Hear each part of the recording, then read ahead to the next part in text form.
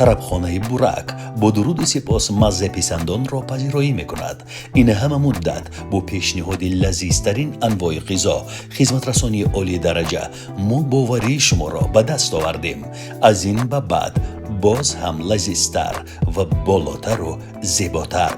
бурак фазои комилан дӯстона. телефон барои фармоиш 99 999 2008.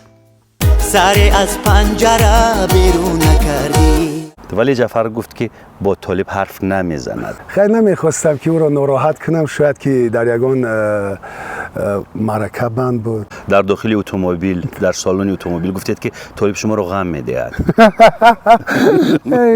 نگو، نه کمی باید که چی باشید، مبارزتر باشید.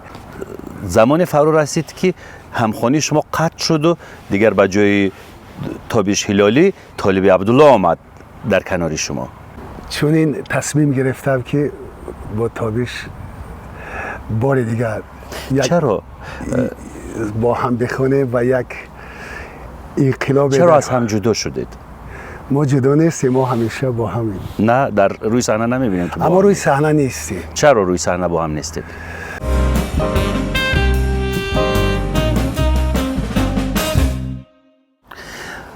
با درود در این گرما برنامه نوبتی گفته ها را پیشکش شما میکنیم. مطمئنم که خوشحالید. مهمان برنامه ما انسان خیلی برجسته و بزرگ است. انسان است که به مقدم او من خیابان‌های شهر دوشنبه را تصور کرده نمیتوانم. با پیکر بالا و بلندش زیب این شهر است. این را دایم برایش میگویم. شبیه یک تندیس است. یک تندیسی خیلی برجسته و کبیر، نه از جنس سنگ مرمر، نه از جنس سنگ خارا، نه از آهن و فولاد و قرقاشیم، از جنس عشق است. هنرمند میهنسرا، هنرمندی که با ترانه های وطن پرستانش در عالم پارسیگویان یک انقلاب فرهنگی را به بار آورد. هنرمندی که سفیر آن وقته کشور ایران در تاجیکستان علی اصغر شیردوست برایش عنوان سراینده سرشناس را داد. جعفر جلال. درود همه بچه ها بر شما. سپاسگزارم از آنکه مرا به این برنامه خیلی دوست داشتنی مردم دعوت نمودید. درود و مهر به عزیزان دین، همدیاران، همتباران و همزبانان عزیز در سراسر دنیا. خیلی خوش آمدید. سپاس. دو کناری کناری هم من و تو، تا ابد انتظاری هم من و تو. یک زنگ تلفنی داشتم با جعفر جلال و خواستم به برنامه دعوتشان بکنم و تکلیف کردم که دوست، رفیق و همکارشان طالب عبدالله رو نیز با خود بیارند. طالب عبدالله را. ولی جعفر گفت که با طالب حرف نمیزند. اما چرا؟ میخوام اینجا بپرسم چی اتفاقی افتاد؟ چی خلاف سر زد میان شما که با طالب عبدالله دیگر؟ چی خلاف سر زد؟ از مادر سرای بستی، برای دشمنان نشستی، دل و دوستان شکستی. بگوید من کنجکاو شدم. نه من با طالب جان همیشه دوست هستم، برادر هستم. اما چرا گفتید که من با او حرف نمیزنم در تلفن؟ خیلی نمیخواستم که او را ناراحت کنم، شاید که در یگان معرکه بند بود، شاید که خواب باشد، اما چند سالی پیش این حرفا رو نمیزدید. هر کجایی که میرفتید پیش از خودتون طالب رو پیشکش میکردید. در استودیوها و در کنسرت ها اول طالب و بعد شما.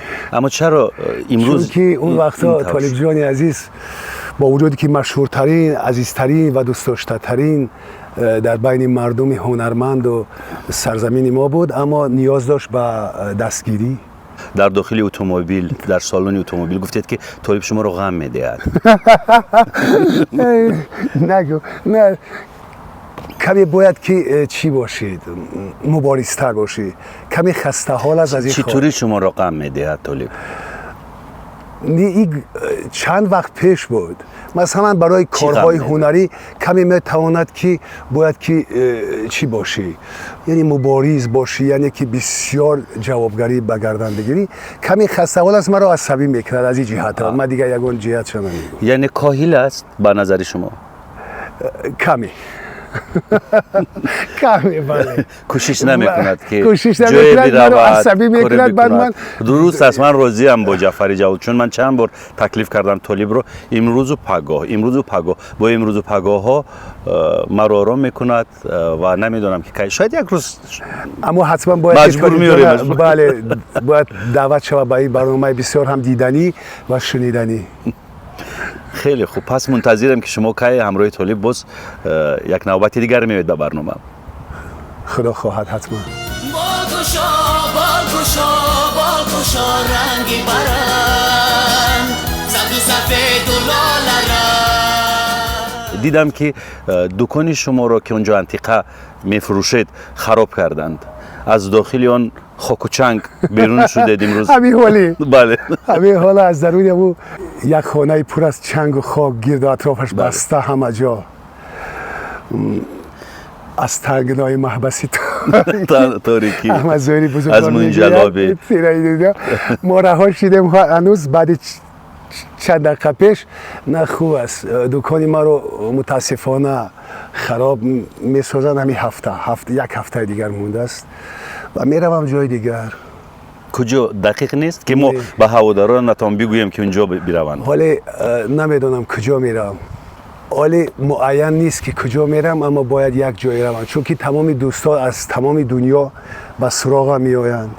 این دکانی که داشتم قدمگاهی شخصیت‌های بزرگ تاریخی بودن، خیلی شخصیت‌های بزرگ. ای استاد به نظر شما سپند باید خراب نمیشد؟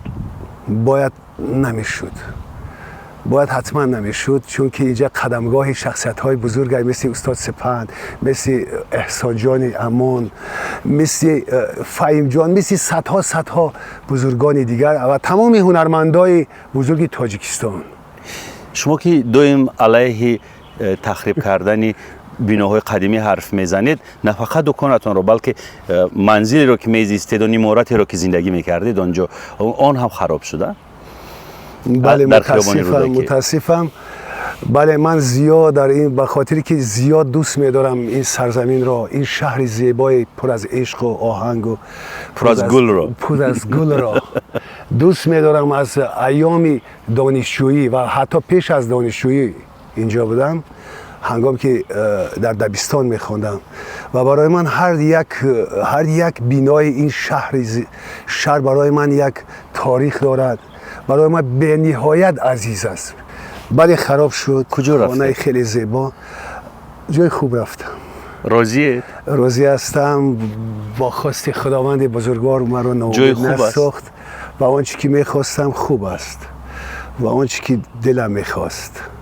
شما نه فقط برای اون بینایی که زندگی میکردید، برای کلی بیناهایی که تخریب میشوند در حدود شهر دوشنبه و در جای آنها عمارت‌های بلند و بالا میسازند فریاد میکشید. شما همیشه باز مرا درباره همین کوتاه در این باره حرف میزنیم و بعد میرویم. میخواستم درباره هنر حرف بزنیم. بله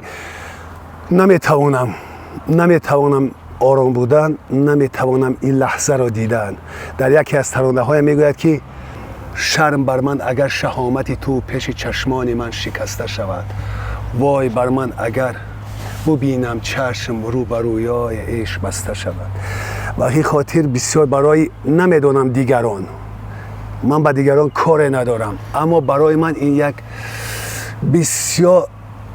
بسیار باعثی ناراحتی است و دلخون می شوند. ساختمان و عمارت‌های نو رو نمیپذیرید؟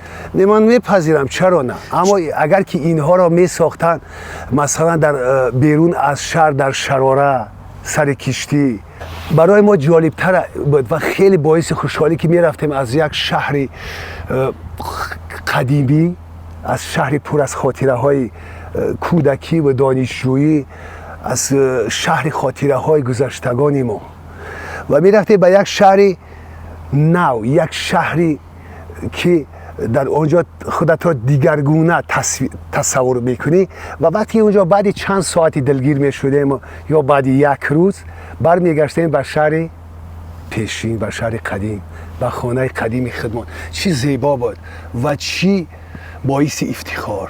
فکر شخصی من همین است. اما این بیناهایی که در مرکز پایتخت که با خون جگر اینا را ساختند، اینا را در اون سالهای پیشین. اما ببینید زمان شاید بیناها علاقه جوابگو نیستند، خیلی خوفناک است در داخل آنها زندگی کردن. از این پهلو فکر نکردید؟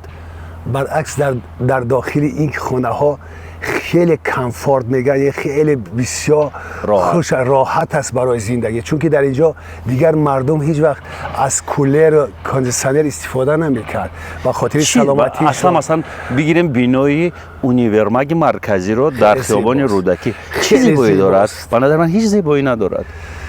اما برای من این چی؟ زیباترین بیناست در آسیای مرکزی و عجیب است که من نخستین باری که وقتی صنف 6 بودم و مرا به دوشنبه پایتخت شب خوابم نمی برد و وقتی که مرا آوردن اولین جایی که آوردن همین اونیورماگ مرکزی بود. در همون زینه پایه های وقتی قدم ماندنم هیچ وقت از خاطرم نمی رود. برای من این خیلی جالب است، خاطره کودکی هاست و من دوست می دارم. یا چایخانه راحت، مثلا اون ستون‌های پوسیده چایخانه راحت شاید یک روز می افتند. اون چایخانه راحت قدمگاه بزرگان است و بعد از این در اونجا من هم خاطره های زیاد دارم. خوشبختانه من در اون چایخانه تاریخی با استاد آدینه هاشم یک جای نشسته چای نوشیدم با استاد عیسی عبدالرشید. همه این یک خاطره نیک است. اگر خانه استقامتیشان را حفظ بکنیم و در این باره دیگه حرف نزنیم. تو همیشه ما را در این باره هر یه کجایی که میروم ژورنالیست ها خبرنگارا در باره همین شهر از من سوال میکنن، در باره سیاست دیگه میخوام خوب کلا دهانم رو میبندم، دیگر حرف نمیزنم. اکنون بیایید درباره ترک ستیزیتان حرف میزنیم. نمیخوام. نه باز مرا عصبی میسازی. نمیسازم عصبی. نه من نمیخوام که کاری ندارم با ترک با عرب دیگه. چون در فیسبوک می نویسید که می نویسم پن ترکیست ها. من تنها از یک چیز مشکلش چیست؟ من تنها از یک چیز خیلی در چی هستم، خیلی ناراحت هستم و ترس دارم از اون که جوانای ما را در این روحیه تربیت کردن. ترسی من از این است. بسیار این رویه خطرناک است و من حاصل این را میبینم. شما میبینید که جوانان ما بیشتر در تاکسی ها سرودهای ترکی گوش میکنن. شما میفهمید که اونا با ترکی سرود میخوانند. این تأثیر اولین است که با هنر میکنن.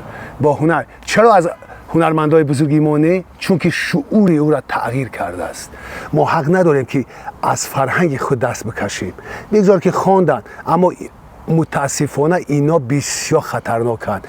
از استادانی که اینا ما باور میکنیم، من هیچگاه پسرم یا فرزندم را به بیگانه باور نمیکنم که به بیگانه درس بیاموزه. باید فرزندی مرا استادای خودمان درس بتن. آقای جعفر، یادم هست در صحبت‌های ویژه و در صحبت‌های اختصاصی دوی میگفتید که در جوانی‌هایتان ترانه‌های جادسن رو میشنیدید، ترانه‌های ملیمتی رو میشنیدید. بله، آنها مثلا فرنگی اند، از فرانسه اند.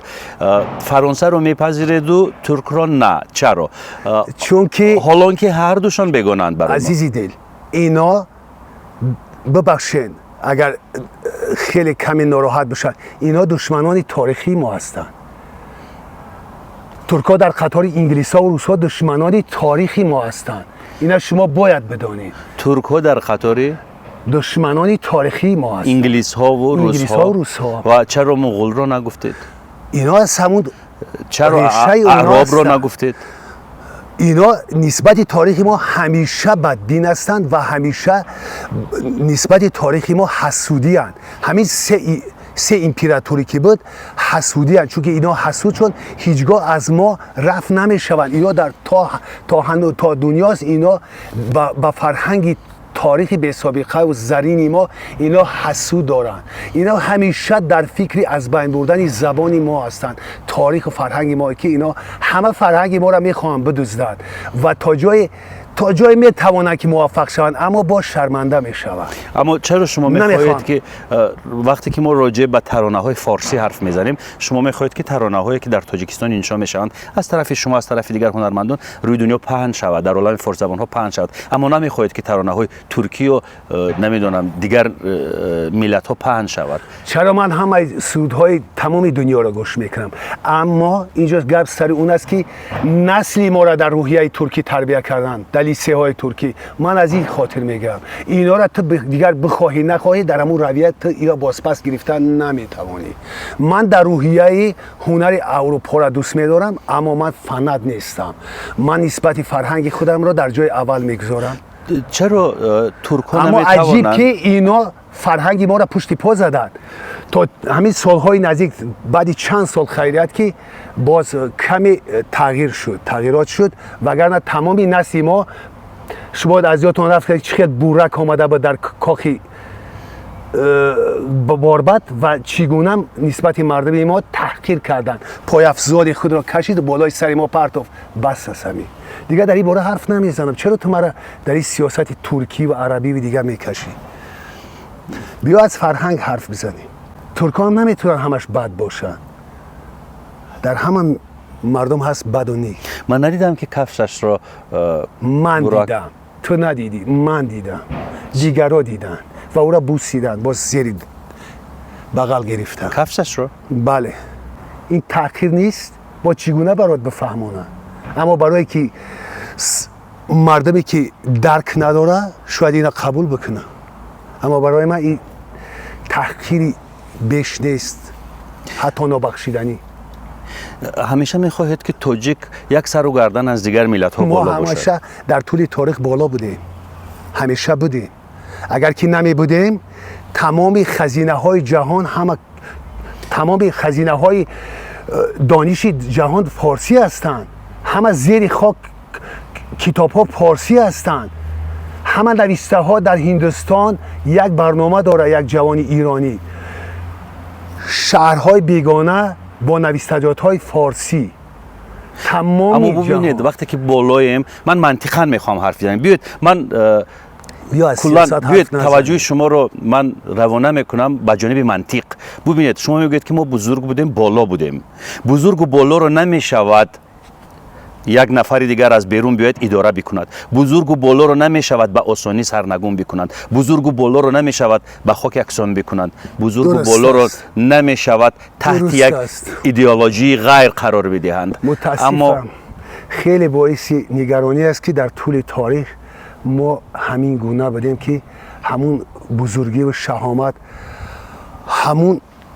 همون شاهنشاهی که داشتیم که ما را تربیت کردن، بدبختانه همون نفرایی که ما را تربیت میکنن، من فکر میکنم که در طول تاریخ اونا را کشتن، از بین بردن که ما را دیگر اینا تربیت نکنن. اونها را، بزرگای ما را بردن. وقتی بزرگا را میبرن سرزمین به صاحب میماند. اما منطقی بزرگ و بالا بودن به صاحب کردن و ما همون شهامت از دست تا جای دادیم و تا جای دادیم و این را بازپس گرفتن و برای بازپس گرفتن تنها چی در کار است؟ و تا جای اگر ما این شهامت رو از دست داده باشیم منطقاً درست است بگوییم که بزرگ و بالاییم. اما هنوزم هستیم. مثلا انسانی بزرگ را با همه میگه که شکستم اما نریختم. هنوزم پابرجاییم، هنوزم. و به خاطری که ما همون شهامتی هزار ساله ها را بازپس بگیریم، یک راه هست، باید که این سرزمینه از معارف تنها تربیت بکنیم، نسل تنها معارف را در سطح بلندترین داشته باشه و نگاه بداریم، اون وقت ما به همون پایه میرسیم. دیگر کاری نیست. اما اون چیزهایی که شما در فیسبوک میکارید آخرین دیگر نمیکارم، خسته شدم. میکارید این تاجیک پرستی و ترک بدبینی تو مرا در حالت ناگوار قرار میدی. بس تو از فرهنگ مرا سوال میتی یا کی؟ بسیار. فقط یک سوال پیشکش میکنم تمام با این موضوع رو میبندیم. خیال میکنم که کمی از کاشته ها و نوشته های شما بوی فاشیسم میآید.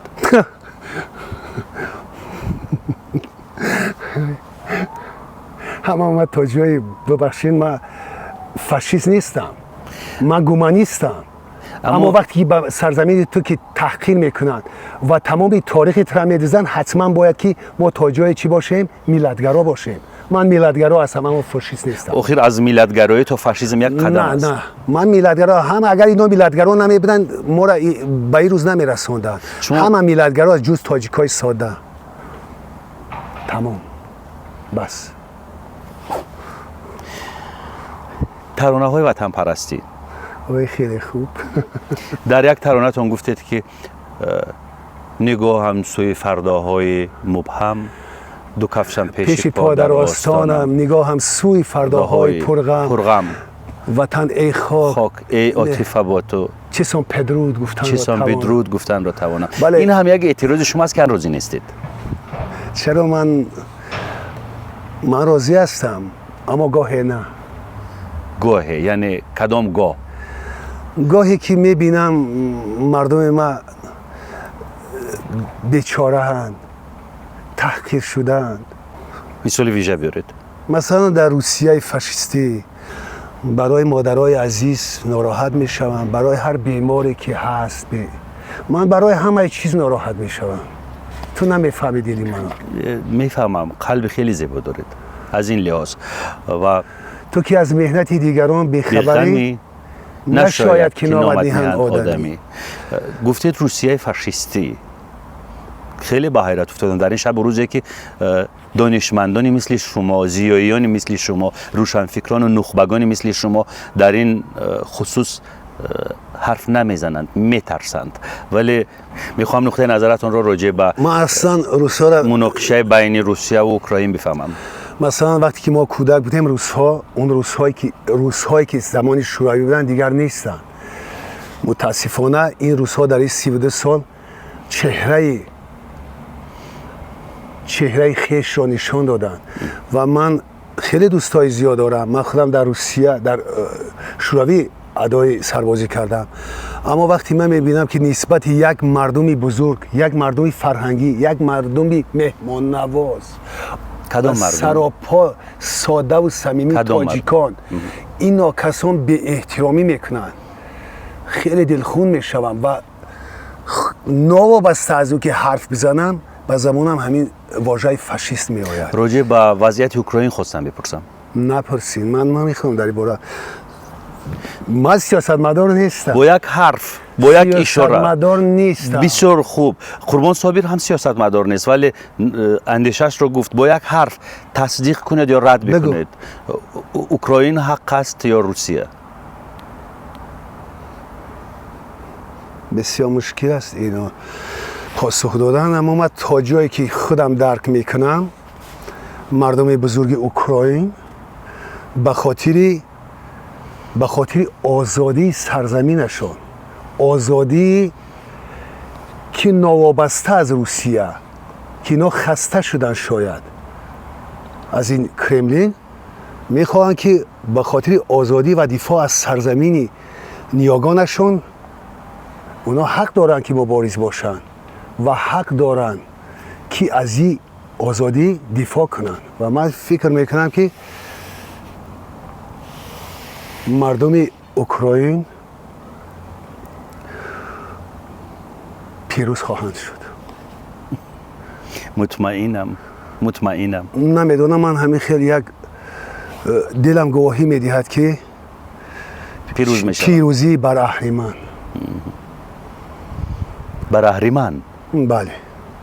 زیر نام اهریمن شما پوتین را در نظر داشتید؟ کسی باید چگونه که درک میکند. اونا در سرزمین خودشان هستند، در خانه بابایی خود، اجدادی، در سرزمین نیاکان خیشند.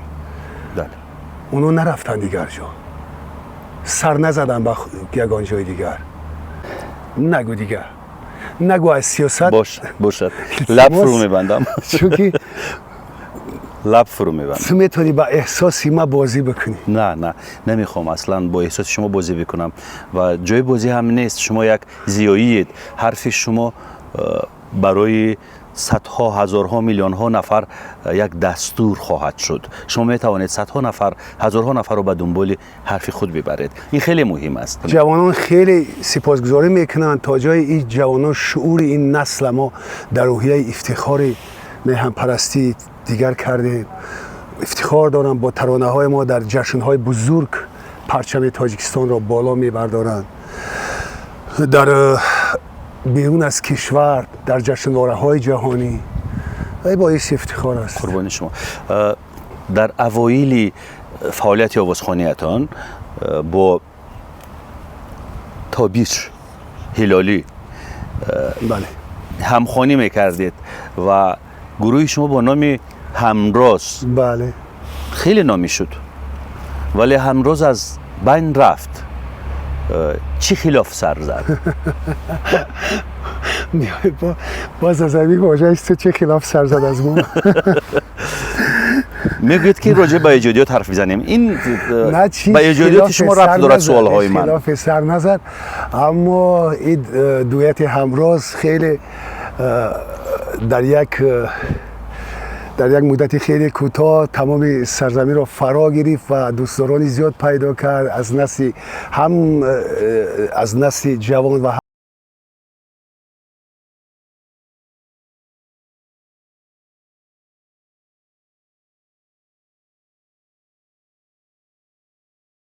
رسید که همخوانی شما قطع شد و دیگر به جای تابیش هلالی طالب عبدالله آمد در کنار شما.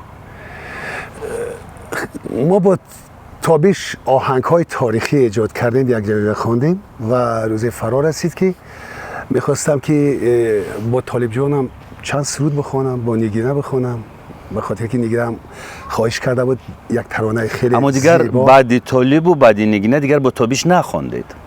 ندیدم که خوانده باشید. خدا خواهد که یک روز میخوانیم با هم. مشکوک میشم. چون این تصمیم گرفتم که با تابیش بار دیگر چرا؟ با هم بخوانیم و یک انقلاب. چرا از هم جدا شدید؟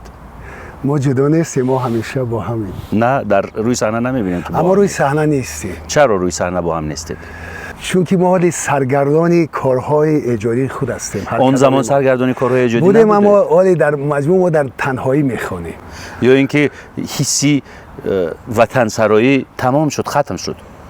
نه، حسی وطن پرستانه من بیشتر از هر وقتی دیگر است. وطن پرستی نگفتم، وطن سرایی. وطن سرایی من در فرصت‌های نه چندان دور یک ترانه خواندم راجع به میهن. اما شما قصه‌تان رو در میان بگذارید که من تحلیل بکنم که چرا. نه، ما تا جای حالی یک مدت ما از هم کناره گرفتیم، چون که باید ما کارهای دیگری خود را انجام بدیم.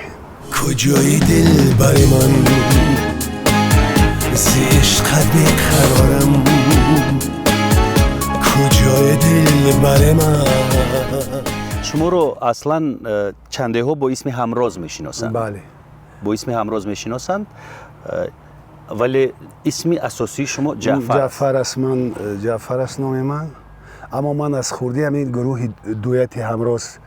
اصلا من وقتی که دانشجو هم بودم همین نام همراز رو دوست می داشتم. گروه داشتیم و بعد با تابیش دویت همراز. اما روزهای اخیر میبینم که در پیج خودتان در فیسبوک اسم همراز رو به خودتان نصب کردید.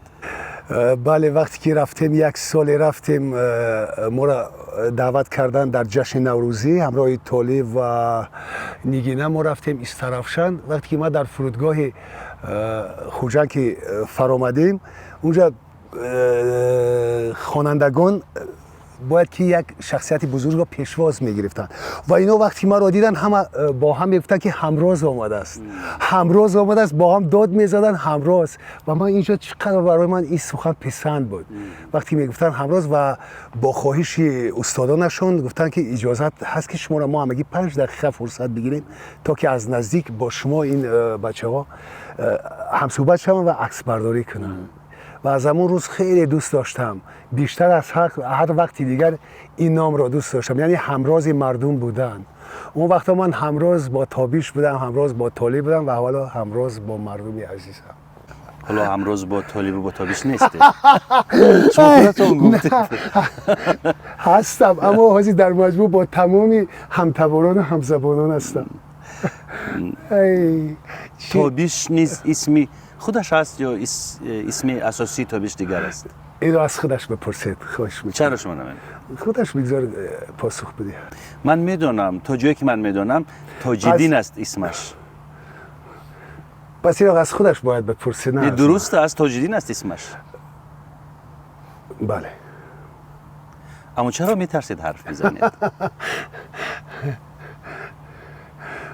اسم خیلی زیباست تاج‌الدین. خیلی زیباست. بله. مثلا گوگوش فایقه است. بله بله بله. کلی هنرمندان یک نام‌های پوپو توتو. بله. بسیاری از هنرمندان جهان نامشون از خودشان نیست. تاج‌الدین است یعنی اسم اساسی تابیش. خیلی زیبا هم است. بله بله. تاج‌الدین است. بگو. از این سوالای دیگر بده تیموس. تو از همراز آمدی با دیگر با تابیش. خسته شدم. تنها یک چیز میخواهم. تنها یک چیز. تنها میخواهم سرود بخوانم. ترانه دندان برنجی رو پیشکش کردید. بله. همین چند سال اخیر. چند سال اخیر. خیلی ترانه جدید. بله خیلی پسند است. طریق فیسبوک و یوتیوب خیلی از من سپاسگزاری کرد. با خجسته، اقبال جان عزیز، اقبال به همتا، طالب و من خودم 4 نفره کوارتت خونیم. خود من بله این سرود از ایام کودکی های من است. در فرخار گروهی خیلی مشهوری استرادی بود، صدای کوسال. این بچه ها در سالهای 50 با فیلم اولهای سالهای 60 اینها سرود میخوندن دندان طلایی و ما کودکی خیلی خور بودیم این سرود دندان طلایی تو در کجایی خیلی پسند بود، اما دوامش من نمیدونستم، دوامش خودم ایجاد کردم. تنها من گرفتم و سخنش را دیگر کردم. خوب کردید که همین دندان طلا رو از بین برداشتید. دندان طلا در سالهای 60 مود بوده است، خیلی زیبا بود. آره بعد من گفتم دندان برنجی از ما نرنجی زیباتر شد به فکرم. بله. و اینو ما در همراه در یک جایگی همبستگی خوندیم، فکر میکنم زیبا هم اومد. دندان برنجی از ما نرنجی بیا کنارم من دل بیقرارم. روزهای اولی که این ترانه رو تهیه و ثبت میکردید شنیدم که میخواهید این ترانه رو با خجسته و طالب و زلیخا بخونید. چی شد که زلیخا نخواند و در جای زلیخا اقباله رو شما دعوت کردید؟ آره ما تماس تلفنی داشتیم با پرودیوسر میگن، با نفری که اما اونها زیاد بند بودن. زلیخا بند زیاد بند بود، هم در معرکه ها هم در فکر میکنم سفر هنری. از این خاطر دیگه امکان نبود، میدونی برای چی؟ چون که دیگه فرصت نبود، بهار میگذشت. ولی یک چیزی دیگر و عجیب بود که خجسته هم نبود. خجسته در ثبت استودیویی بود، در وقت ثبت کره جنوبی رفته بود و من نمیدونستم که کره رفته است. زنگ میزنم بعد میفهمم. اما ببینید یک چیز دیگر رو من ذهن موندم. شما از فرخار، زلیخا از فرخار، خجسته پدرش از فرخار، طالب نیز از فرخار، همدانی و فرخار در یک جای. نه من اینجا به خاطر محل نخورم. چرا اینجا کمی بوی محلگرایی می آید؟ به نام خداوند بزرگ من حالی همیده فکر کردم که شما گفتید، من حتی در این باره فکر نکردم. هیچ نمونکن است. هنوز تو گفتی حتی فکر نکردم. باور بکنید تنها اینا دوستای من بودند. من میتوانستم که نگینه رو هم بگیرم، اما نگینه هم همیشه بند بود و نگینه در سرود بهترین گرفتیم. با آهنگی برای نگینه پیش تقدیم کرده بودم، اما اینا بسیار که بند هستن از خاطر که اینا رو پیدا کردن هم مشکل است. خودت میدونی اینا رو پیدا کردن هم کاری آسان نبود.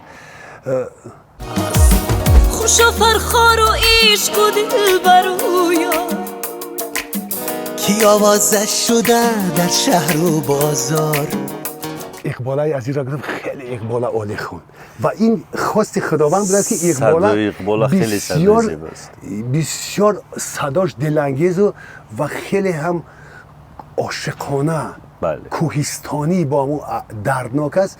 فکر میکنم که این هست همه خواستی خداوند است.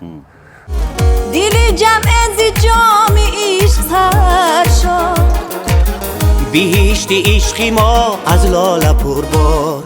هیچ وقت در هیچ انسامبل، در هیچ گروه، در هیچ مؤسسه فرهنگی کار نکردید؟ نمیتوانم کار کرده چون که اون محیط برای من تنگ است. نمیتوانم در اونجا چیش به شما پسند نیست؟ نمیتوانم اونجا را من میدونم همه این کارها را. اونجا روز رفتن، نشستن، کار کردن، اونجا دا میتواند که اون چیزی که دل من میخواهد اونا نمیخواهند. و نوبت گرفتم من که خودم هنرمند تئاترم، باز پس رفتم در تئاتر سال 2005 تا 2006 به زور در اونجا طاقت کردم چون که محیط تئاتر دیگه او تئاتر دوران شوروی نبود تا سال 92 نبود. اونجا می اومدن هنرمندای بزرگی سال خورده، اونا امکانیتاشون بسیار بود، فرزنداشون خارج از کشور پول، همه برای من که دیگر جز من کسی نبود اون دایره تنگی میکرد و من گفتم که بیا برم همون دنبال همون کارهای ایجادی. در کدام تئاتر بودید؟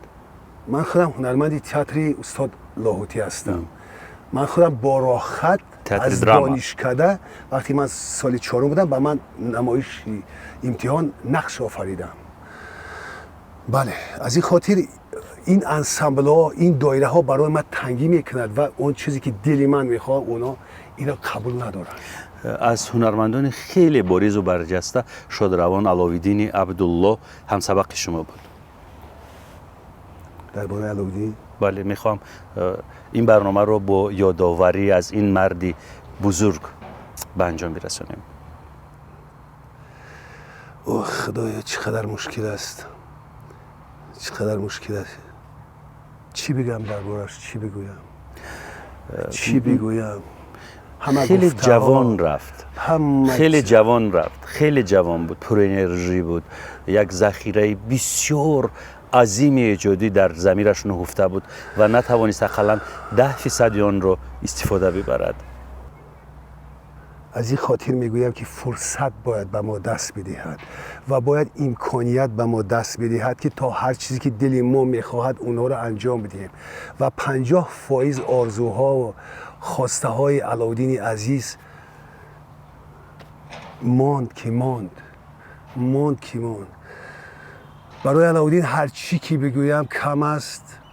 در چندین مصاحبه ها گفتم و تنها میگویم که جای او برای تمامی مردم تاجیکستان خالیست. همه روزه او را یاد میکنن، همه روز او را یاد، همه لحظه این مردم از علاوالدین عزیز یاد میکنند. همه در گفتارشون، در لهجه هاشون، در شوخی هاشون از این یاد میکنند. همه دوستا، همکورسای من هر لحظه با یاد او هستند. اما شخصا برای من علاوالدین جای او در دل من در همین روزهای تنهایی من خالی است که بودن او برای من خیلی یک بختی بزرگ بود. بودن علاوالدین در کنار من، چون که او اولین شنونده سرودهای من بود، اولین دوستی بود که برای من نصیحت میداد.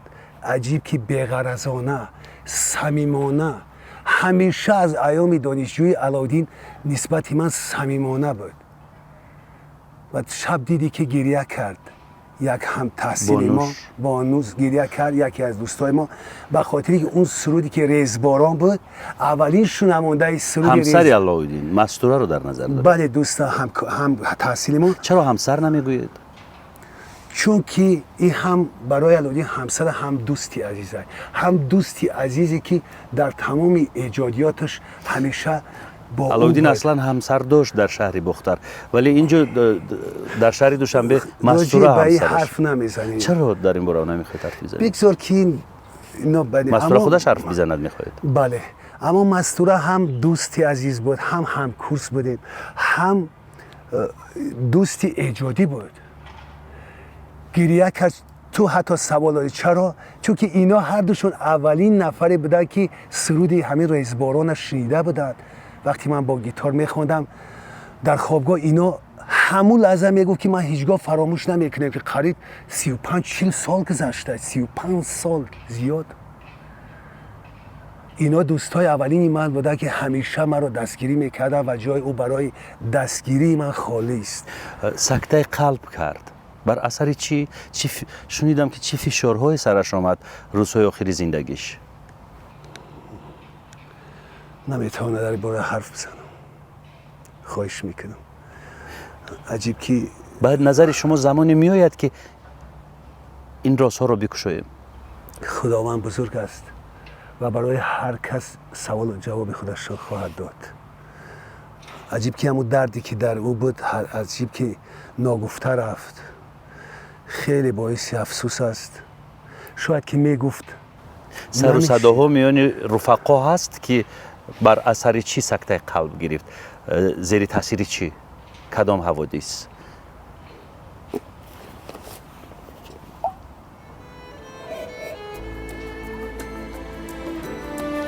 ببخشید. در شهری تو هوای تو هست و تو نیستی، آهنگی خنده ها. به نظرم کافی است.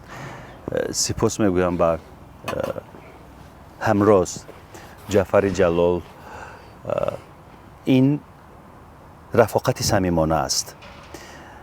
این اشک ها تنها از چشم نفر بیرون می آید که صمیمانه رفیق بود، دوست بود و این خاطره رو همیشه گرامی نگاه می دارد. روحی علایالدین بی تکرار شاد باشد. مطمئنم که این لحظه ها ما رو روحش میشنود، حرفای ما رو میشنود و سلام میفرستیم برایش. از اینجا، از این باغ زیبا، از زیر این سایه ها برایش سلام میفرستیم و مطمئنم که نسل های بعدی کاری ناتمامی علایالدین را تمام میکنند، کاری رو ادامه میدهند، خاطره او را پاس میدارند. بله. و امین سخنی که گفتی خیلی خوب بود، چون که بگذار هر جوانی هنرمندی که هست، هر نفری که یعنی که میتواند یک معجزه بیافرد، مثل علایالدین عزیز، مثل دیگر جوانایی که بودن، خواهش میکنم که باید از طرف شخصان بزرگ، نه همه شخصانی که بزرگی انسان ها را اعتراف میکنند، پاس میدارند و فرهنگی هستند، اگر دست به آنها بدهد، به اینها چی کنند؟ دستیاری دراز کنند تا اون خواسته های خود را به مردم عزیز تقدیم نمایند. اما فقط در یک نکته راضی نیستم با گفته های همراز گرامی جعفر جلال که دستیاری دراز بکنند. من نمیخواهم که به هنرمند کسی دستیاری دراز بکنند. من میخواهم که هنرمند، ارزش هنر هنرمند، ارزش کار هنرمند تا آن درجه بالا باشد که دست به جانب کسی برای کمک دراز نکند. بله. این را میخوام. عجیب که ما همیشه همین گونه هستیم. من هم از کسی نخواستم، اما عجیب است که فرصت را از دست میدهی. بله. اما شما نمیگه که این فرصت را باز پس نمی شود گرفتن، نه به پول، نه دیگه به التجا و نه دیگه به هیچی. به خاطر فرصت میگویند که در یک خاطرات استاد سیف رحیم، به خاطر این حرف میگم، با فیلم با استاد سبزعلی شریف در روز زادروزش ساعت تقدیم میکند، ساعت تقدیم میکند که یعنی که ساعت یعنی وقتت را غنیمت بشمار. شما هم وقت را غنیمت بشمارید. هر یک دقایق و ثانیه را به خاطر انجام دادن کاری مفید صرف بکنید. خداحافظ عزیزان دل من. تا بازدید. تا بازدید. تا بازدید.